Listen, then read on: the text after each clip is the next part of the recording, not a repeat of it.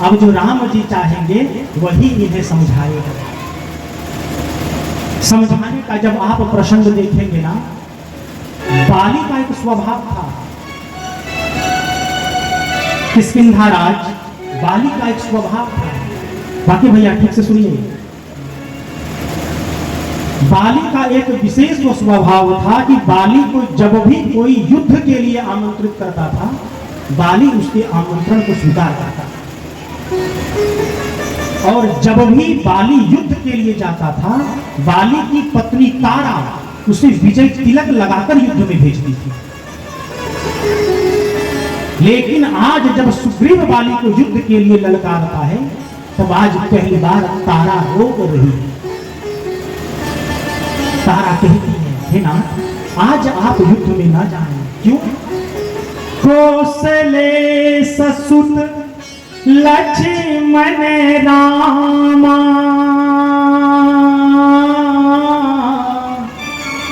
कालहु जीती सकहि संग्राम। अभी जिनसे सुग्रीव की मित्रता है ना, दशरथ के पुत्र राम तथा लक्ष्मण हैं, जो रणभूमि में काल को भी जीतने का सामर्थ्य रखते हैं। कौशले ससुत लक्ष्मण रामा कालहु जीत सकहि संग्रामा, जो काल को भी जीत सकते हैं। अभी सुग्रीव की उन्हीं से मित्रता है, आज आप युद्ध में ना जाएं।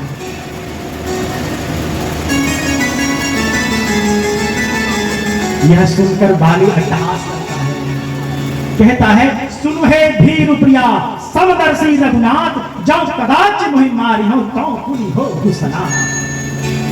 राम भगवान है पगली, अरे डरती हो, अपने पति के बल पर संदेह करती हो। और यदि आज राम के हाथों यह बाली मारा भी गया ना, तो यह बाली अनाथ से आज सनाथ हो जाए। यहां पर बाली ने अपनी पत्नी की बात नहीं मानी। मानस के लंका कांड का जब आप दर्शन करेंगे, मंदोदरी ने भी रावण को बहुत समझाया, बार बार समझाया।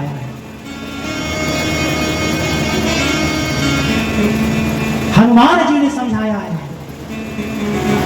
रावण को।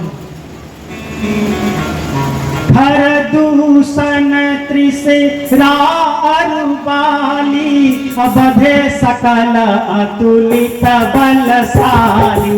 राम सिया राम जय जय राम। श्री राम ने अपने एक ही बाण से बाली के वक्षस्थल पर प्रहार किया और बाली चित्कार करते हुए जमीन पर गिर पड़ा। राधे श्याम रामायण में वर्णित है। बाली पूछता है, होकर सुकंठ के रक्षक क्या तुमने उसे उबारा है? पेड़ों के पीछे छिपकर क्या बाण तुम्ही ने मारा है? वैरी का छल से वध करना है सूरवीर का कर्म नहीं, छिपकर जो मेरा प्राण लिया यह रघुवंशी का धर्म नहीं। राम मुस्कुराकर कहते हैं, तूने वर ऐसा मांगा कि प्रत्यक्ष न मारा जाएगा, सम्मुख लड़ने वाले का बल तुझ में खिंचकर आ जाएगा। वरदान किसी का नष्ट करूं ऐसा न स्वभाव हमारा है, बस इन्हीं विचारों से हमने बाण आड़ से मारा है। बाली पूछता है, मैं बैरी सुग्रीव प्यारा, अवगुण नाथ कवन मोहि मारा। सिया राम जय राम, राम सिया राम जय राम।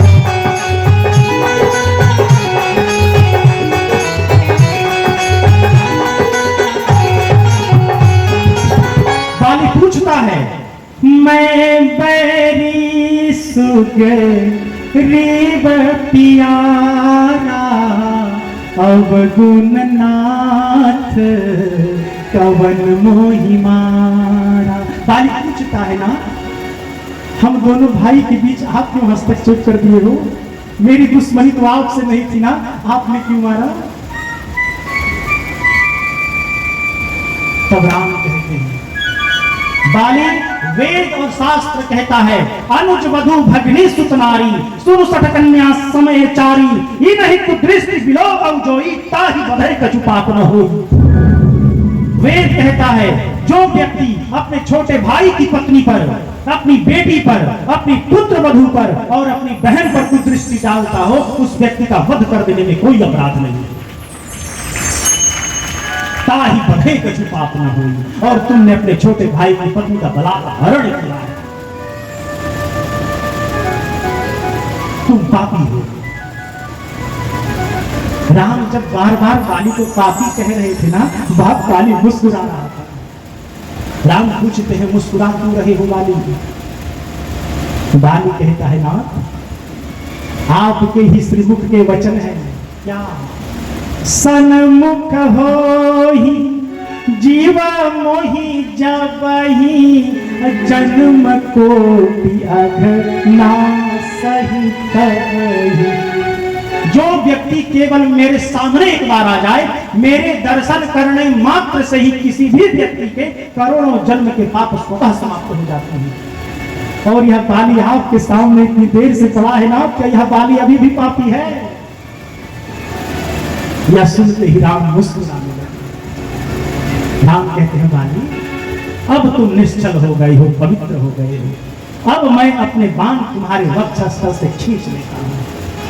अचल करहु तन राखेहु प्राणा, बाली कहा सुनो पिता निधाना। सिया राम जय राम, राम सिया राम जय राम।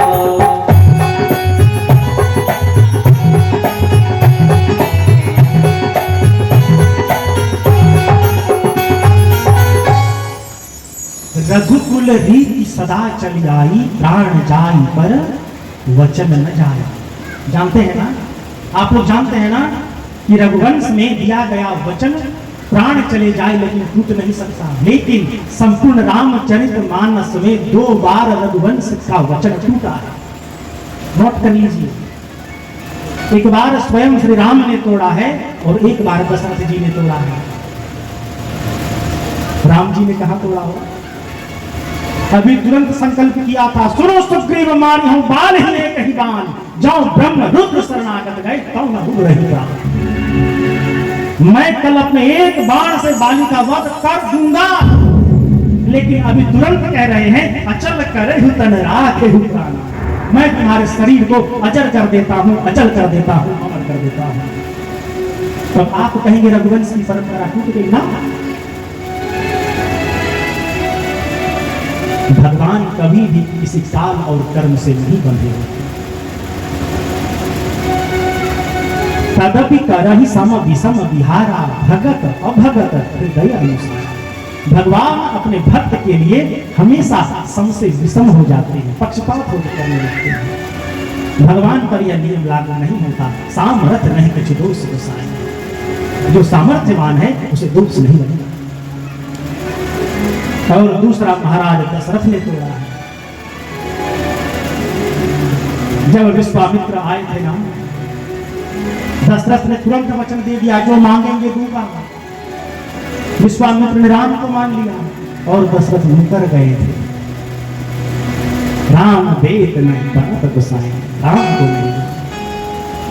संपूर्ण रामचरित मानस में रघुवंश की 2 टूटी नजर आ रही है। लेकिन एक स्वयं राम ने तोड़ा है और एक ने राम के लिए तोड़ा है, इसलिए हम दोनों अपराध की श्रेणी में नहीं आए।